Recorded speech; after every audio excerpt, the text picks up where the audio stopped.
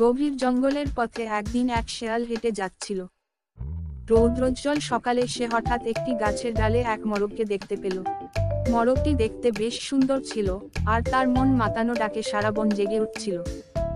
শেয়ালের চোখে তখন এক অমোঘ লোভ জাগ্রত হলো। সে ভাবল, এই মোরগটা যদি পেটে পুরতে পারি, তবে আমার তো আজকের দিনটাই সার্থক হবে। কিন্তু শেয়াল তো কেবল লোভীই নয়, সে ধূর্তও বটে। মোরগকে ধরার জন্য সে এক চালাকি আঁটল। মিষ্টি সুরে বলল, বন্ধু মোরগ, তুমি কি শুনেছ? জঙ্গলের সবাই এখন ভাই ভাই। গতকাল আমাদের এক মিটিং হলো, সেখানে ঠিক হয়েছে যে আমরা আর একে অপরকে আঘাত করব না। সবাই মিলে একত্রে থাকবো। তুমি আর ভয় পেও না, নিচে নেমে এসো, আমরা মিলে একসাথে খেলবো। মোরগ কিন্তু সহজে ধরা দেওয়ার পাত্র নয়। সে খুবই বুদ্ধিমান এবং শেয়ালের এই চালাকি তার চোখ এড়ায়নি। মোরগ একটু হেসে বলল, ওহ, এটা তো খুবই ভালো কথা। কিন্তু ভাই, তুমি কি দেখেছো? ওইদিকে তো কুকুর আর হাতি আসছে।